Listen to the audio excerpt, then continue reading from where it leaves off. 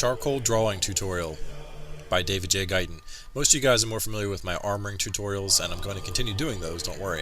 But I wanted to try something a little different, so if you like this kind of thing, let me know in the comments below, and I'll try and do some more of it. Here I've got the piece of paper started. You can see there's an outline started already, and I made the outline by taking these little tinier versions of this print here, and using this projector, I taped it up onto the wall and projected it up there and traced out some very basic outlines. Now I couldn't film that because I had to do it in the dark, so I couldn't actually film that for you. We're going to be using a charcoal pencil kit, and this kit comes with lots of little pencils here. We have anything from hard to extra soft, plus a white, and then we're also going to be using these two sticks here.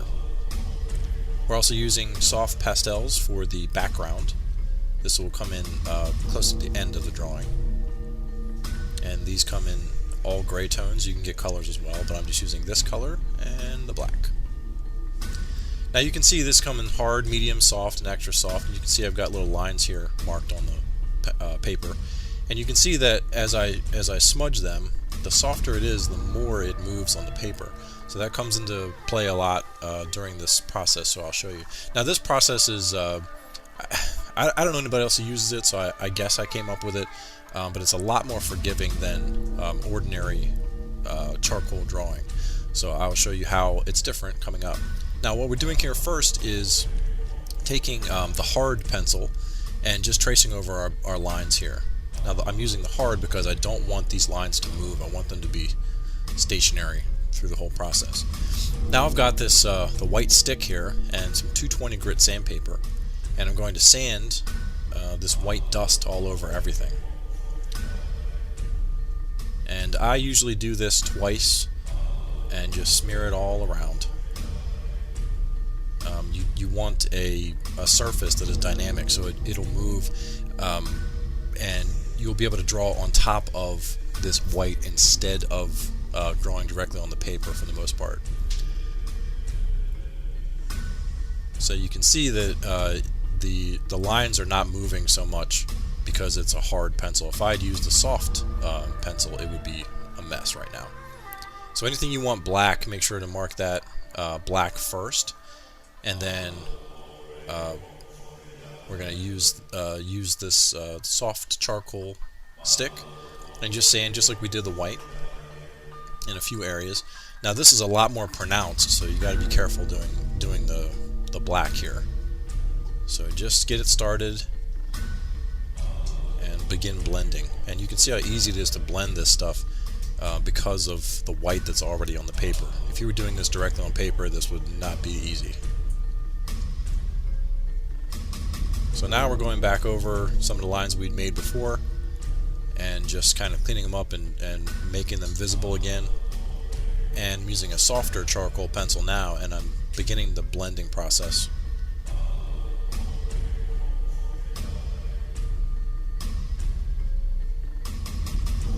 Using the white, I'm putting the shine in the eyes. This whole process is it's not really that detailed, to be honest. It's at least the way I do it. I have brought these up to almost like photorealistic quality before, but I don't like to do that. I like to leave it a little bit more of a look like a drawing. So you can bring it up to higher detail if you want, but you'll see in the end, I think it's pretty high impact the way it is. And it takes a lot less time to do that way too. Here I'm working in some wrinkles, a little bit around the eye. Now I skip all over the place. I don't start, or I don't stay in one spot and move left to right or whatever. I just kind of move all around. It's just my method, but you can do it any way you want. Also, this I'm working from a photograph, obviously, but you can certainly use this method for freehand drawing as well. I should also mention that when you select your paper, you want to use paper that has a little bit of a bite to it, and by bite I mean when you run your fingers across it, it shouldn't feel extremely smooth, but it also shouldn't be extremely rough either. I wouldn't suggest using straight paper or poster board, but it should feel just like poster board feels. Now this is a process where you definitely want to, you don't want to be afraid to go very dark with it, but you have to be careful not to go too dark in too many spots, because like the nose, the bridge of the nose, and places like that are going to be very light in the end. So you have to kind of stay away from those areas for the most part, so you don't get them all dirtied up. This is the mustache and mouth area.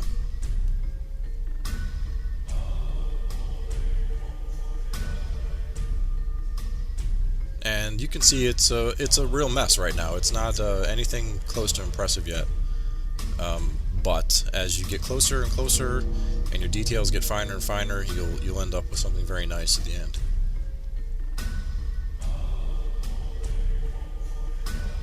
Some wrinkles on the forehead. Not looking too bad so far. Still a mess.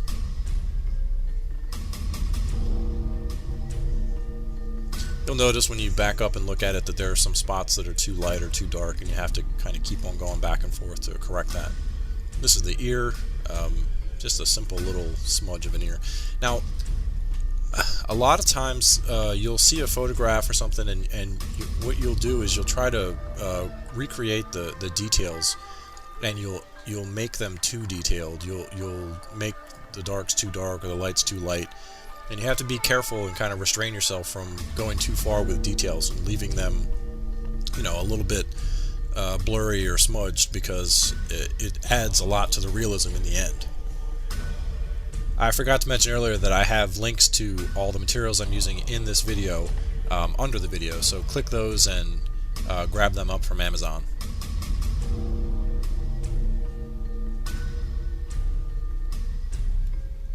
If you guys like this kind of content, let me know in the comments, and maybe I'll do some more of these. But don't worry, I haven't quit doing the armor tutorials, so don't worry, armoring guys. This is just something to change things up, see how people respond.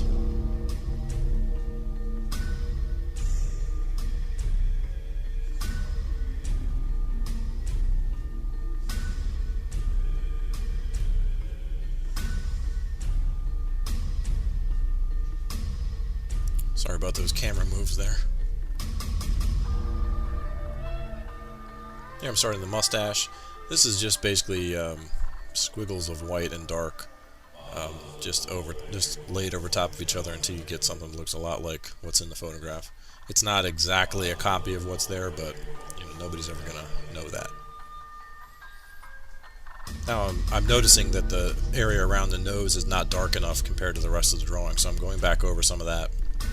I'm actually, as you can see here, I'm adding in some little reflected light with the white, so you can see where the nostril is in the bottom of the nose.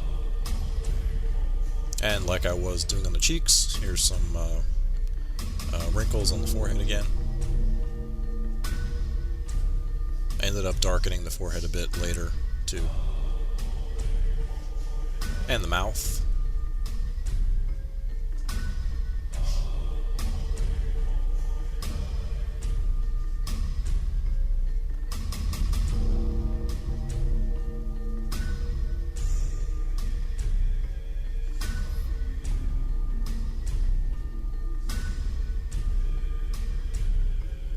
This side of the face, there's not much there actually in the photograph, so I just tried to keep it very simple and very accurate and true to the original picture.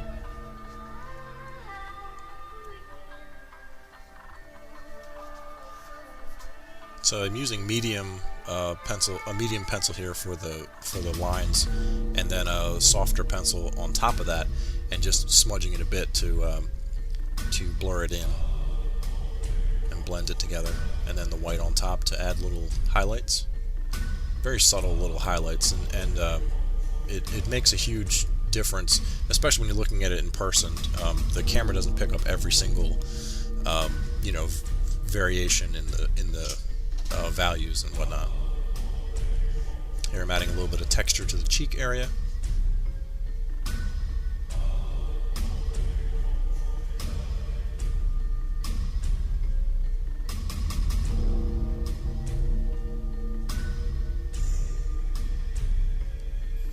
And some little bristles to the chin, just simply little marks with the white pencil.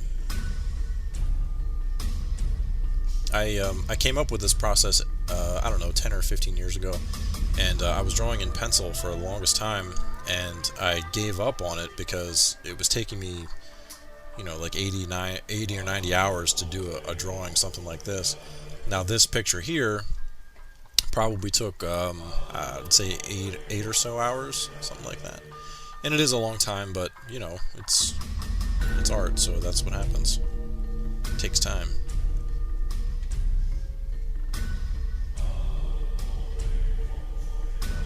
For the collar and stuff, I just kept it very simple, and I kind of did a little crosshatch look to make it look like fabric. Now this is the background that I do. You don't have to do it this way, but I like to do it this way. I'm using the pastels, and I'm starting with gray and just blending it in around his head. And then I'm using black around the edges, and then I'll blend those together, and it gives you a very high impact look. Definitely makes the picture, pop. Makes him look very three-dimensional and pop out of the picture. But now you'll want to go back and touch up some blacks and stuff inside of it, because you'll find that the background is so dark that you'll need to touch up maybe the eyes and a few other areas to make it look like it's supposed to. Now I'm doing the hair, which is just a whole lot of this, just squiggles with white, a little bit with black.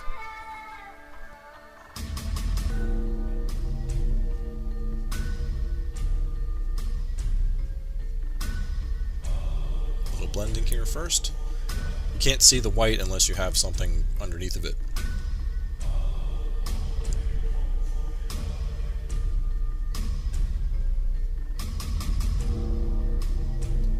I want to do a giveaway for this thing, but YouTube is a little funny when it comes to the rules for giveaways and contests. So if you want to come to my Facebook page, it's facebook.com/armortemplates, and there you can enter to win this thing. So if you want a chance at it, come over there and check it out. You'll see at the top of the page there will be a link all about this contest.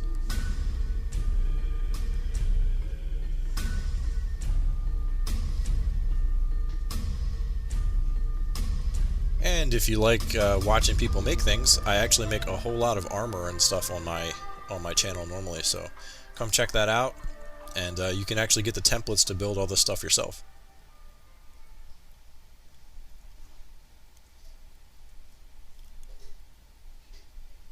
Anyway, thanks for watching, guys. This was a lot of fun. I hope you guys had as much fun watching it as I did making it. If you like content like this, let me know in the comments, and I'll try and do some more of it. See you next time, guys. See you next time, guys.